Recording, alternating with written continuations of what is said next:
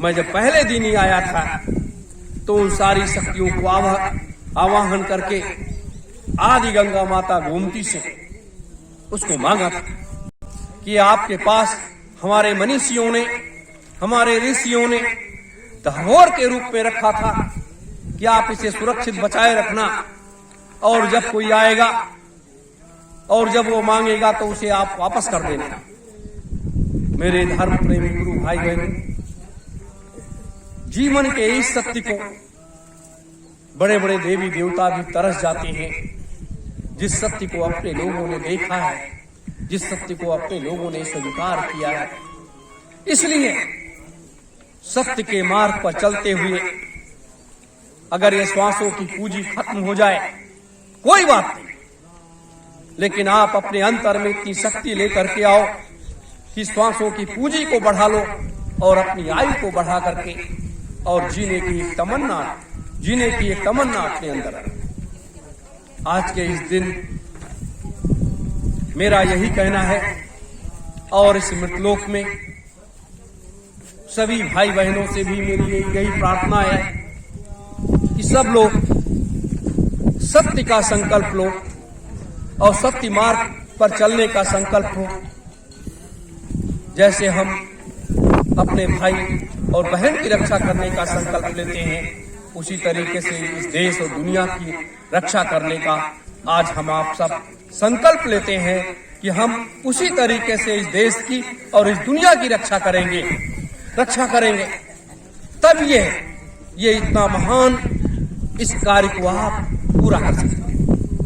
अगर हम सोचेंगे कि हम सुखी हैं तो पूरा जग सुखी है, ऐसा नहीं। हम सुखी हैं तो इसी तरीके से पूरे संसार को सुखमय बनाने का हम उस रास्ते पर काम करें कि पूरा संसार सुखमय हो, पूरे संसार में अमन चैन कायम हो, पूरे संसार में कहीं भी किसी प्रकार की कोई बाधा, कोई भी मुसीबत परेशानी ना आए। उसके लिए अपने महात्माओं ने, अपने ऋषियों ने तैयारी किया। युग परिवर्तन, सतयुग स्थापना महायज्ञ की तैयारी किया कि जिससे 2,03,000 वर्षों की व्यवस्था ऐसी बना दी जाए जिससे पूरा संसार, पूरा मृतलोक हमेशा सुखमय रहे, कहीं किसी प्रकार की कोई विघ्न, बाधा, मुसीबत, परेशानी, दुख, बीमारी ना आए। इतना बड़ा काम इस मृतलोक में है कोई करने वाला जो अपने गुरुदेव करने जा रहे हैं कि सारी चीजों को समाप्त करते, जो इस मृतलोक में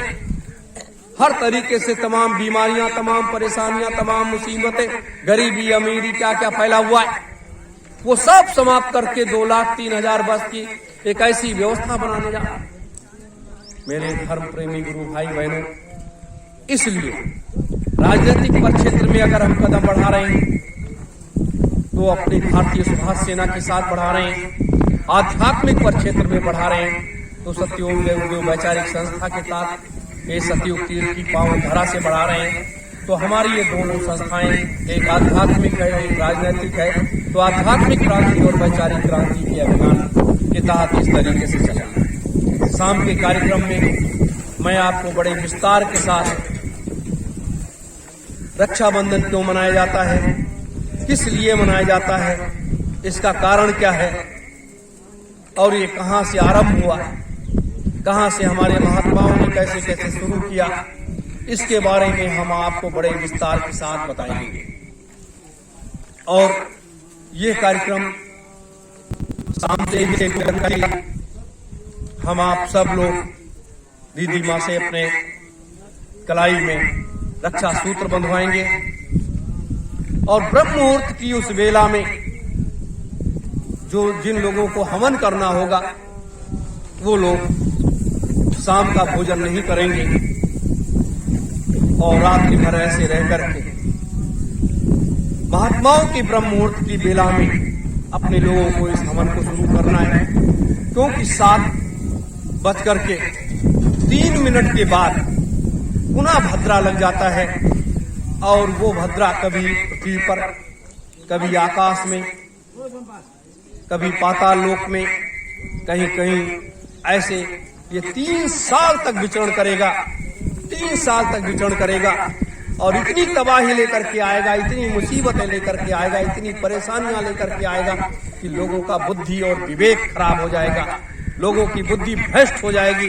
लोग इतने गलत रास्ते पर चले जाएंगे, मांस और शराब का व्यापार इतना बढ़ जाएगा, इतने मांसाहारी शराबी और बढ़ जाएंगे, इतनी बीमारियां आएंगी जिसकी कोई सीमा नहीं, और देश के राजनेता सारे के सारे पागल हो जाएंगे, वो जनता पर अत्याचार करने लगेंगे, इस तरीके से अत्याचार करेंगे, जनता त्राहि त्राहि कर उठेगी, इस तरीके से ये मुसीबत परेशानियां आने वाली हैं। और मैंने पहले भी कहा था, आज भी मैं कह रहा हूं कि सतयुग तीर्थ की पावन धरा पर लोग जब भाग करके आएंगे, इस धर्म ध्वजा के नीचे खड़े होंगे, तो यहाँ पर शांति मिलेगी, शांति मिलेगी। क्योंकि आज भी अब आगे चल करके इस जो ये नवरात्र का पर्व आ रहा है, नवरात्र के पर्व से नवदात्री माताओं को साक्षी मान करके सुबह शाम का यह धर्म ध्वजा के चारों तरफ जितने भी लोग यहाँ रहा करेंगे, सुबह शाम वहाँ 1 घंटे का, आधे घंटे का लोग वहाँ पर सत्योम जय गुरुदेवाय नमः महामंत्र का जाप करेंगे। इसलिए जाप करेंगे कि वहां से लोग कहते हैं चमत्कार को ही तो दुनिया नमस्कार करती है, चमत्कार को ही दुनिया नमस्कार करती है। ये सूरज निकलता है, ये तपिश देता है, हम देखते हैं ये सूरज है, मुझे गर्मी पहुंचा रहा है, तो ये सत्य है, ये सत्य है। चंद्रमा निकलता है, वो सत्य है, तारे निकलते हैं, ये सत्य है। और इस धर्म ध्वजा के पास से जब ज्योति का प्रकाश निकलने लगेगा, वो सत्य दिखाई देगा, और वो सत्य एक नई धुरी की तरफ, नए उस तरफ लोगों को मोड़ देगा। लोग क्या है? ये मृतलोक की ये पावन धरा, ये त्यागी और तपस्वियों की ये तपोभूमि है, ये तपोभूमि है। इसी में वो सारी चीजें छुपी हुई है, इसमें वो खजाने छुपे हुए हैं जिस खजाने को आप जानते नहीं। इसीलिए परिवर्तन की जब आप बुक पढ़ोगे, जो पुस्तक अपने लोग पूज्य गुरुदेव ने पूरी तैयार करके